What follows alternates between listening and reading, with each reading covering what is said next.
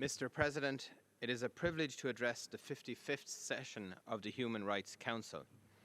A few short months ago, many states gathered in this room to reaffirm the Universal Declaration of Human Rights, to reaffirm that the equal and inalienable rights of all members of the human family is the foundation of freedom, justice, and peace in the world.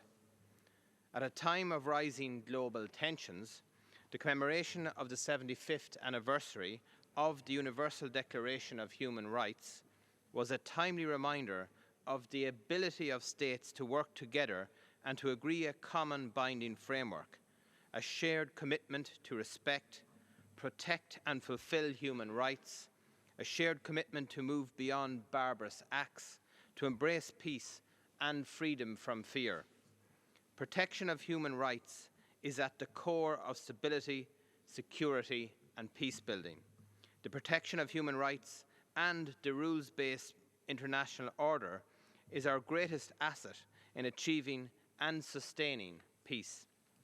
And yet, this month 2 years ago, Russia made absolutely clear their disdain for the UN Charter, for international human rights law, and for a predictable, stable, rules-based system.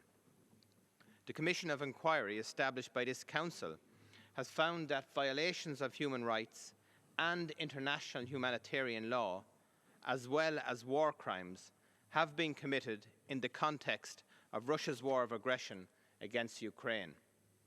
The international community must continue to condemn such actions and advance efforts to hold those who breach international law to account. Ireland will continue to call for an end to Russia's war of aggression and violations of international law, and for a comprehensive, just and lasting peace in Ukraine. Respect for international law is also our guiding principle on the unfolding situation in Gaza. The attacks launched by Hamas against Israel on October 7th were reprehensible, and we have condemned them unequivocally. All hostages held by Hamas and other militant groups must be immediately released. However, international law limits the use of force in self-defence, no more than what is necessary and proportionate. Ireland's view is that these limits have been exceeded by Israel in its military response to the Hamas attack. This is manifest from the spiralling death toll, the extensive destruction of property, including homes, throughout Gaza, the displacement of 2 million people, and the ensuing humanitarian catastrophe. The High Commissioner's warning of a heightened risk of atrocity crimes must be heeded. In this respect, Ireland is deeply concerned by Israel's intention to expand military operations in Rafah and urges Israel not to undertake such action. Ireland welcomes the order for provisional measures rendered by the International Court of Justice on the 26th of January and expects Israel to implement them in good faith and as a matter of urgency. Ireland has been consistent in its calls for humanitarian ceasefire and for accountability for human rights violations and abuses. We see no other way to end this conflict and move towards a political solution. Mr. President, commitment to human rights is a central pillar of Ireland's foreign policy. We take very seriously our obligation to respect, protect and fulfil human rights, and we are strong advocates for the promotion of human rights internationally. We are deeply concerned that the human rights work of the UN continues to be significantly underfunded. Actions mandated by this Council must be implemented, and the Office of the High Commissioner must be adequately resourced and empowered to carry out its vital work. 5% of the UN's regular budget is not enough.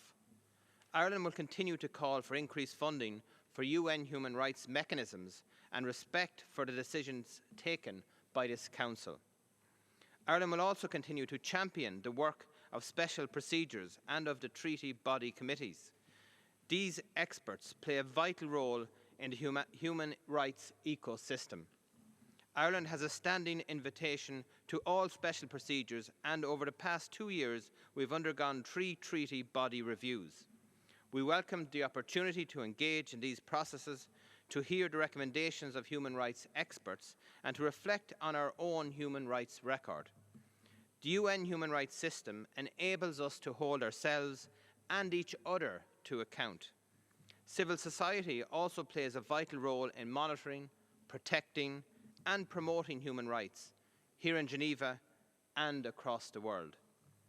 As the Human Rights 75th commemoration, Ireland pledged to continue champion civil society engagement domestically through our multilateral engagements at the UN and through our mission network globally, promoting inclusive, diverse and meaningful participation by civil society and protecting human rights defenders will continue to be a priority for Ireland in all our work.